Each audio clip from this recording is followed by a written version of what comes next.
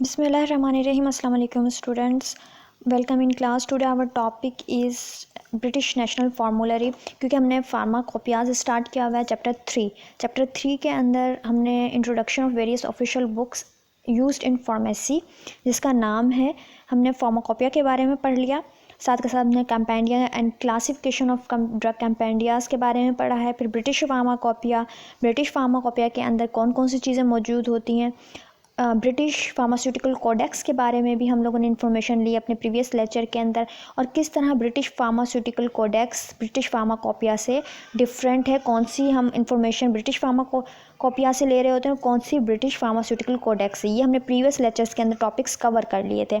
साथ के साथ हम ऑफिशियल बुक्स एंड कंपेंडियाज के नाम भी हमने पढ़े थे कि ब्रिटिश फार्माकोपिया होती है, ब्रिटिश फार्मास्यूटिकल कोडेक्स होती है, और इसी तरह हमने 8 नेम स्टडी किए थे।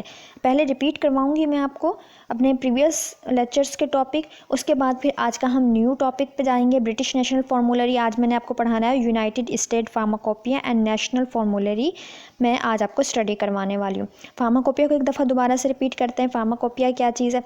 The word pharmacopoeia is derived from Greek word pharmakons means a drug and pions means to make. Pharmacopoeia का मतलब है का जो वर्ड है वो ग्रीक वर्ड फार्माकोन से निकला, और फार्माकोन का मतलब होता है आ ड्रग, एंड उसके आगे ही जो पियोन्स लिखा हुआ है फार्माकोपिया के, उसका मतलब होता है मेक। इसका तो हम अगर दोनों वर्ड्स को जोड़ें तो इसका मतलब निकलेगा ड्रग मेक, कि हाउ द ड्रग मेक, किस तरह ड्रग बनाई जाती है, उसकी सारी इन्फॉर्मेशन हमें फार्माकोपियाज में मिल जाती हैं।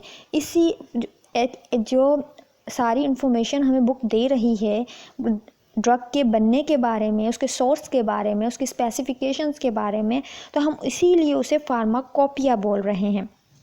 तो ग्रीक वर्ड से निकला है, इसलिए इसे फार्माकोपिया कहते हैं।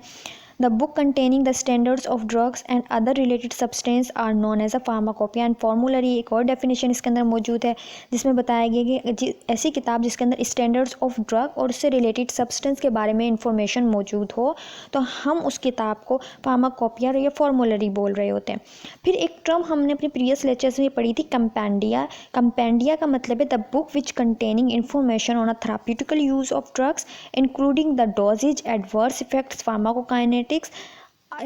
ऐसी बुक जिसके अंदर थेराप्यूटिकल यूजेस ऑफ ड्रग्स के, ड्रग किस लिए इस्तेमाल की जा रही है, उसकी डोजेज क्या है, उसकी इफ़ेक्ट्स क्या हैं, अगर एडवर्स इफेक्ट हैं, कोई मज़र असरात हैं तो वो कौन से हैं, फार्माकोकाइनेटिक्स किस तरह अमल कर रही है, वो तमाम इंफॉर्मेशन जिस किताब के अंदर हैं उसको हम कंपेंडिया कह रहे हैं। या फिर हम अमूमन हम ये कहते हैं collectively these books are known as a drug compendia. Drug compendia की हमने क्लासिफिकेशन पढ़ी थी, और उसके हिसाब से हम 2 कैटेगरी में क्लासीफाइड करते हैं इनको, official book and compendia and non official book. ठीक है, ऑफिशियल बुक्स में हमने क्या देखा था? These are the books of drugs and other related substance which are recognised as a legal standard of purity, quality and strength by government agency of respective country of their origin. ये थी official drugs की definition जो हम already study कर चुके हैं। तो आप याद रखिएगा, क्लासिफाइड किया जाता है 2 कैटेगरीज में, official books and non official के अंदर। ऑफिशियल बुक्स में अमूमन फॉर्मूलरीज एंड जो फार्माकोपियाज हैं रिकमेंडेड किसी भी लीगल एजेंसी से या आपकी गवर्नमेंट से, कंट्री की गवर्नमेंट से रिकग्नाइज्ड हैं, उनको हम ऑफिशियल बुक के तौर पर कंसीडर करते हैं। अब ऑफिशियल बुक्स के नाम ले लेते हैं। सबसे पहले आपकी बुक में लिखा हुआ है British pharmacopoeia, British pharmaceutical codex जिसे बीपीसी भी लिखते हैं शॉर्ट फॉर्म के अंदर, ब्रिटिश नेशनल फार्मूलरी जिसे बीएनएफ लिखते हैं शॉर्ट फॉर्म में, United State pharmacopoeia and national formulary USPNF लिखेंगे शॉर्ट फॉर्म में, एक्स्ट्रा फार्माकोपिया या मार्टिन डायल भी कहलाती है ये, इंटरनेशनल फार्माकोपिया या IP, European pharmacopoeia, Pakistan pharmacopoeia. तो ये कुछ फार्माकोपियाज जो टोटल 8 हैं आपकी बुक के अंदर मेंशन किए गए हैं नाम। इनको आप एज इट इज़ याद करेंगे, ना तो स्पेलिंग की मिस्टेक होनी चाहिए और ना ही इनके नाम के वर्ड्स आगे पीछे होने चाहिए, क्योंकि ये रिकमेंडेड बुक्स के नाम हैं, ऑफिशियल रिकमेंडेड बुक्स के नाम हैं, इसीलिए इन्हें हम ऑफिशियल बुक्स कहते हैं। तो इन्हें एज इट इज़ ऐसे ही लिखना है जैसे कि रिकमेंडेड नेम इनको दिए गए हैं। ये इसमें फार्माकोपियाज भी हैं, फार्मूलरीज भी हैं, लेकिन ये ऑफिशियल बुक्स कहलाती हैं। फिर इसके बाद हम ये नाम आपने याद कर लिए होंगे, मैं उम्मीद करती हूँ। फिर हमने ब्रिटिश फार्माकोपिया का पढ़ा था, जो अभी हमने कल वाले लेक्चर में पढ़ा है, जिसके अंदर हमने ये पढ़ा था कि ये ऑफिशियल स्टैंडर्ड फॉर ड्रग्स के लिए यूनाइटेड किंगडम में और दूसरे ममालिक में भी सोर्स मानी जाती है। ये हमें इंफॉर्मेशन दे रही होती है ड्रग के स्टैंडर्ड्स के बारे में, उनके एनालिसिस के बारे में। फिर हमने ये भी देखा था कि जनरल मेडिकल काउंसिल रिस्पॉन्सिबल होती है कि फार्माकोपिया को वक्तन फ़वक्तन एडिशंस को पब्लिश किया जाए। इसके अंदर हमने जो चीज़ें पढ़ी थी, क्या क्या चीज़ें मौजूद होती हैं इसमें, मोनोग्राफ्स ऑफ ड्रग्स होते हैं, quality control, quality assurance of pharmaceutical production, sections of pharmaceutical industries से रिलेटेड चीज़ें होती हैं, quality control test of dosages form के बारे में इंफॉर्मेशन देती है, आइडेंटिफिकेशन एंड एनालिटिकल टेस्ट्स के ऑफ ड्रग्स के बारे में इंफॉर्मेशन देती है। फिर आ जाते हैं हम ब्रिटिश फार्मास्यूटिकल कोडेक्स के बारे में। ब्रिटिश फार्मास्यूटिकल कोडेक्स में हमने पढ़ा था कि 1903 के अंदर फार्मास्यूटिकल सोसाइटी है, काउंसिल ऑफ फार्मास्यूटिकल सोसाइटी, जिसने ये डिसाइड किया था कि हम एक रेफरेंस बुक बनाएंगे जो कि medical prescription practitioners and dispensing pharmacist के लिए एज अ रेफरेंस मानी जाएगी। ये डिसीजन हुआ था 1903 में, लेकिन 1907 में पहला एडिशन ब्रिटिश फार्मास्यूटिकल कोडेक्स का पब्लिश्ड हो गया। तो ये तो हिस्ट्री थी ब्रिटिश फार्मास्यूटिकल कोडेक्स की। इसके अंदर क्या क्या चीज़ें मौजूद हैं जो कि ब्रिटिश फार्माकोपिया के अंदर नहीं थी, वो ब्रिटिश फार्मास्यूटिकल कोडेक्स में ऐड कर दी गई। ब्रिटिश फार्मास्यूटिकल कोडेक्स के अंदर हमने स्टैंडर्ड ऑफ ड्रग्स भी हम देख सकते हैं, उसमें पढ़ सकते हैं उसको। उस बुक में सर्जिकल ड्रेसिंग के बारे में बताया गया, फार्मास्यूटिकल प्रिपरेशन के बारे में बताया, जो कि पहले ब्रिटिश फार्माकोपिया में नहीं बताया गया था। इसी तरह जो ब्रिटिश फार्मास्यूटिकल कोडेक्स है, इसके अंदर डिफरेंट फार्मूलाज हैं, मेथड ऑफ प्रिपरेशंस हैं, डोजेज़ के बारे में है, कंटेनर एंड स्टोरेज कंडीशन के बारे में भी डिटेल लिखी गई है, और किस तरह प्रिपरेशन कंपाउंड या डिस्पेंस हो सकती हैं फार्मेसी के अंदर, किन कंडीशंस के अंदर हो सकती हैं, वो तमाम चीज़ें ब्रिटिश फार्मास्यूटिकल कोडेक्स के अंदर मेंशन की गई। ब्रिटिश फार्मास्यूटिकल कोडेक्स में हमें फर्दर इंफॉर्मेशन एक्शंस के बारे में हुई कि ड्रग एक्शंस के बारे में, यूजेस ऑफ ड्रग्स के बारे में, अगर कोई अनडिज़ायरेबल इफ़ेक्ट जो कि हमें इफ़ेक्ट नहीं चाहिए या हमारे लिए फेवरेबल नहीं है, वो भी दर्ज हैं। साथ में precaution of treatment of poisoning, कोई जहरीले असरात हैं तो उसके बारे में किस तरह ट्रीट किया जा सकता है, उन्हें किस तरह बचा जा सकता है, इनके बारे में भी इंफॉर्मेशन दी। तो यहाँ तक तो ये हमारा रिपीट लेक्चर था जो हमने प्रीवियस उसमें पढ़ लिया है। इसके बाद हम आज के टॉपिक की तरफ आते हैं, जो कि ब्रिटिश नेशनल फॉर्मूलरी, या हम इसे BNF भी कहते हैं। BNF हम भी एज ए रेफरेंस इस्तेमाल कर रहे होते हैं, ना सिर्फ यूरोपियन कंट्रीज़ में बल्कि हमारे यहाँ पे भी वो कहीं कहीं यूज़ हो रही होती है। तो ब्रिटिश नेशनल फॉर्मूलरी जिसे हम BNF कहते हैं, इसके बारे में जानते हैं। फर्स्ट पॉइंट क्या है, BNF was published by British medical association. ठीक है, ब्रिटिश मेडिकल एसोसिएशन ने इसे पब्लिश्ड किया, ब्रिटिश मेडिकल एसोसिएशन, राइट।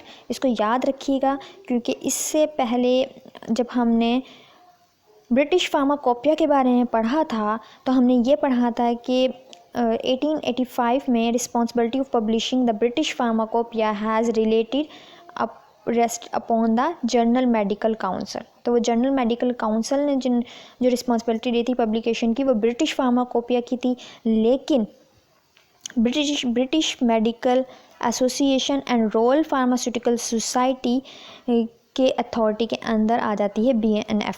इस पॉइंट को आप याद रखिएगा कि British national formulary published by British medical Association and Royal Pharmaceutical Society under the authority of Joint Formulary Committee.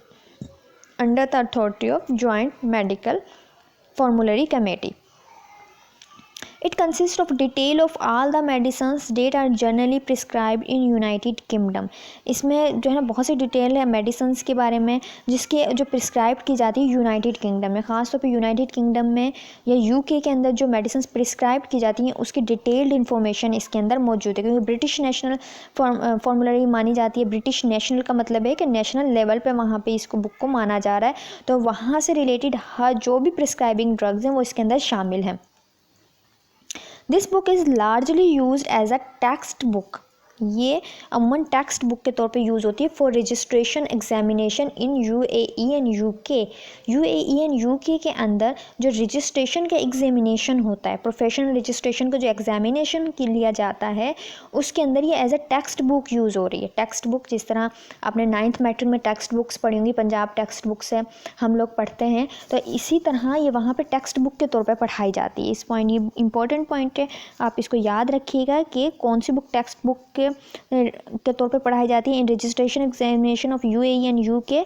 तो आप कहेंगे British national formulary. British national formulary को हम as a textbook use कर रहे होते हैं यूके एंड यूएई के जो रजिस्ट्रेशन एग्जामिनेशन है उसके अंदर। और इसके अंदर यूनाइटेड किंगडम में प्रिस्क्राइब की जाने वाली मेडिसिन्स की डिटेल भी मौजूद है। It is a medical and pharmaceutical reference book that contain information about the prescribing and pharmacology. इसके अलावा ये मेडिकल एंड फार्मास्यूटिकल रेफरेंस के तौर पे मानी जाती है क्योंकि इसके अंदर जो है प्रिस्क्राइबिंग की जाने वाली बहुत सारी मेडिसिन की इंफॉर्मेशन है और उसके फार्माकोलॉजिकल पॉइंट ऑफ व्यू से भी इंपॉर्टेंस लिखी गई है। It also contain information about uses, action, precaution, contraindication, side effects and dosages. इसके अंदर इंफॉर्मेशन है यूजेस के बारे में कि किस लिए यूज़ हो रहा है। जिस तरह कोई भी दवाई होती है, हम कभी बुखार में इस्तेमाल कर रहे होते हैं, कभी पेट दर्द में इस्तेमाल कर रहे हैं, कभी जो है ना किसी और एंटी हाइपरटेंसिव है, डिफरेंट एंटी हाइपरटेंसिव है या एंटी डायबिटिक मेडिसिन आ रही हैं, तो ये डिफरेंट चीज़ों के लिए इस्तेमाल होने वाली जो है मेडिसिनल एजेंट्स है। इसी तरह किस लिए इस्तेमाल हो रहा है वो स्पेसिफिक मेडिसिनल एजेंट, उसके बारे में लिखा है, किस तरह एक्ट कर रहा है वो भी लिखा गया है। प्रिकॉशंस क्या क्या हैं, क्या क्या एहतियाती तदाबीर हैं उसके लिए, कंट्राइंडिकेशंस क्या हैं, किसके साथ नहीं दिया जा सकता, कहाँ दिया जा सकता है, ये भी लिखा हुआ है। साइड इफ़ेक्ट्स भी लिखे हुए हैं कि इसके साथ साथ और कौन कौन से इफ़ेक्ट हो सकते हैं बॉडी के ऊपर अगर ये हम लेते हैं एज अ मेडिसन, और इसका डोजेज क्या है, कितनी अमाउंट में, कितनी मिकदार के अंदर, कब तक हम लेना चाहिए इसको, इफ़ेक्ट जो एक रैशनल इफ़ेक्ट है उसको शो करवाने के लिए। तो हम ये कह सकते हैं कि it is a medical and pharmaceutical reference book that contain the information about prescribing and pharmacology, and it also contain the information about uses, actions, precaution, contraindication, side effects and dosage। ये तमाम चीज़ें British national formulary में मिलती हैं। इसके बाद हम ये ब्रिटिश नेशनल फार्मूलरी के कुछ पॉइंट्स हैं जिनको आपको राइट डाउन करके मेमोराइज करना है। फिर हम आ जाते हैं United State pharmacopoeia and national फार्मूलरी पर, जिसे यूएसपी या एनएफपी कहा जाता है। तो United State pharmacopoeia and national फार्मूलरी के अंदर क्या क्या चीज़ें हैं वो अब हम जानेंगे। ब्रिटिश नेशनल फार्मूलरी इज़ हमने पढ़ी है, तो उसके बाद United State pharmacopoeia and national फार्मूलरी के बारे में पढ़ते हैं, जिसमें लिखा हुआ है कि United State pharmacopoeia and national formulary is recognised as the official compendia of United state.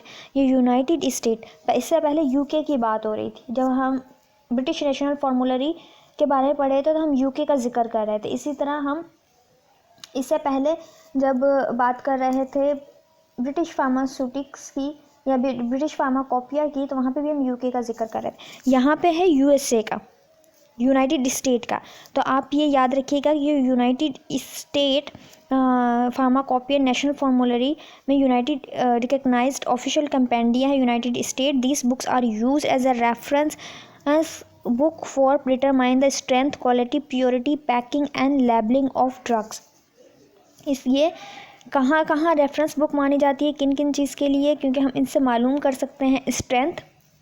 इस बुक के अंदर मेंशन होती है मेडिसिन की strength, quality, purity, packing and labelling of drugs के बारे में इंफॉर्मेशन मौजूद होती है, वहाँ से हम रेफरेंस ले सकते हैं। United State pharmacopoeia conversation and national फार्मूलरी was published in 1888 under the क्वालिफायर्स of the American pharmaceutical association. Right, United State pharmacopoeia जो है 1988 में इनकी कन्वर्सेशन हुई पब्लिश्ड होने के बारे में। इसके बाद यहाँ पे देखिए, एक्चुअली फार्माकोपिया, ये United State pharmacopoeia was originally published In 1820, under the authority of United States Pharmacopoeial Convention and National Formulary was published in 1888 under the guidance of American Pharmaceutical Association. Many United state pharmacopoeias का यहाँ पे जिक्र है, जैसे कि अभी मैं आपको आगे मेंशन करवाती हूँ. मैनी यूनाइटेड स्टेट हम कह सकते हैं pharmacopoeias या UNF containing the following information for the standard of medicine, dosage forms, drug substance and excipients, medical devices.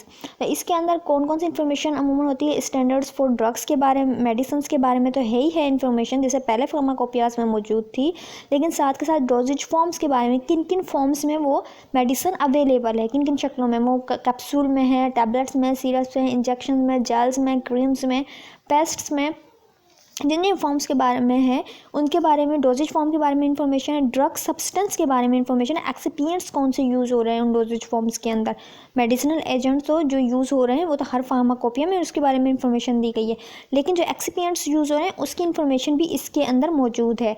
Medical devices की इन्फॉर्मेशन भी है कि मेडिकल डिवाइसेस, मुख्तलिफ डिवाइसेस हम मेडिकल में हॉस्पिटल्स में इस्तेमाल कर रहे होते हैं.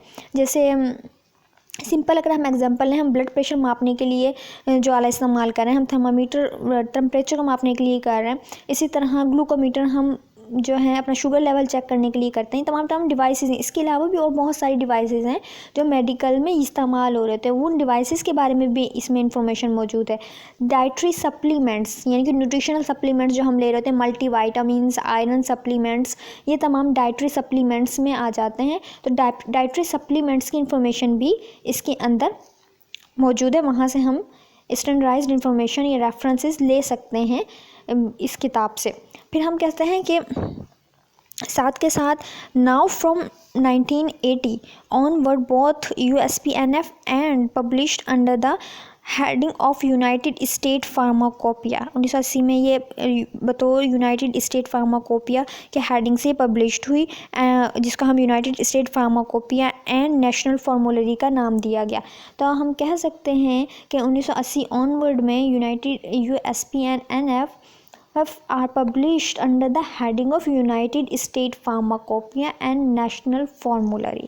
इसको नाम दे दिया गया United State pharmacopoeia and national फार्मूलरी, क्योंकि नेशनल लेवल पे जितनी भी ड्रग्स प्रिस्क्राइब्स हो रही थी उन तमाम की इन्फॉर्मेशन इसके अंदर शामिल की गई, इसलिए इसे नेशनल फार्मूलरी का वर्ड भी इसके साथ जोड़ा गया. यूनाइटेड स्टेट नेशनल फार्मूलरी का नाम इसको दिया गया. तो ये थी यूनाइटेड नेशनल, हम कह सकते हैं United State pharmacopoeia and national फार्मूलरी के बारे में इंफॉर्मेशन. आपको पता चल गया होगा कौन कौन सी चीज़ें इसके अंदर हैं मौजूद, किस किस चीज़ के बारे में ये इन्फॉर्मेशन देती है. ये मेडिसिन्स के बारे में दे रही है, जैसे यहाँ पे बताया गया मेडिसिन्स के बारे में दे रही है, डोजेज फॉर्म्स के बारे में दे रही है, drug substance, excipients, medical devices and dietary supplements, इन तमाम चीज़ों के बारे में इंफॉर्मेशन मौजूद है. इसको USPNF को पब्लिश किया under the heading of United State pharmacopoeia and national फार्मूलरी के तौर पर 1980 के अंदर.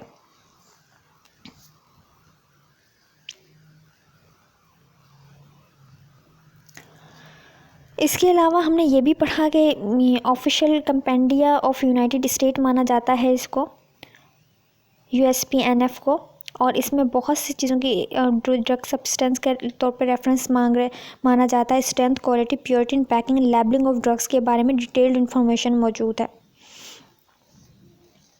ये कुछ पॉइंट्स थे जो कि फार्माकोपियाज से रिलेटेड थे. फार्माकोपियाज में आज हमने डिटेल पढ़ी है ब्रिटिश नेशनल फार्मूलरी की and United State pharmacopoeia and national फार्मूलरी की.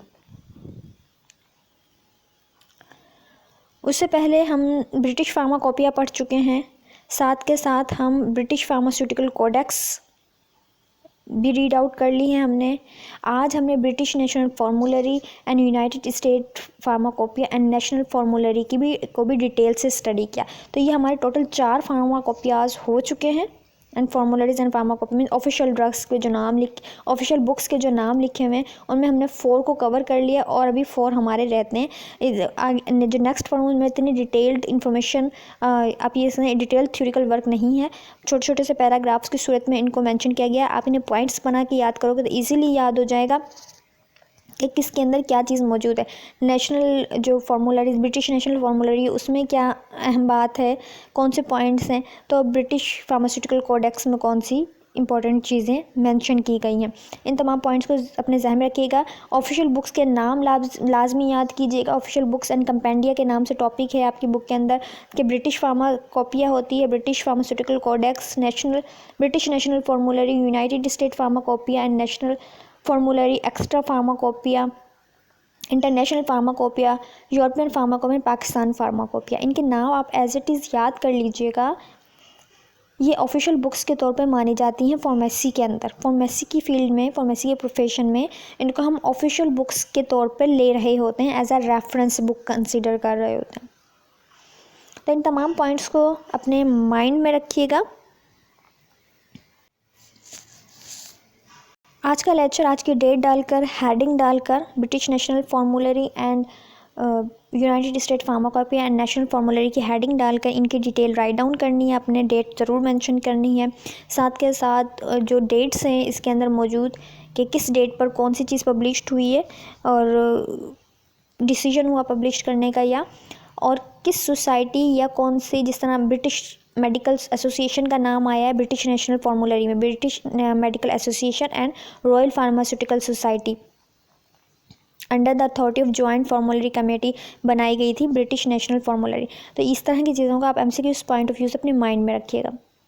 उम्मीद करती हूँ आज का लेक्चर आपको समझ में आया होगा। अपना ख्याल रखिए, अपनी फैमिली का ख्याल रखिए। अल्लाह हाफिज़।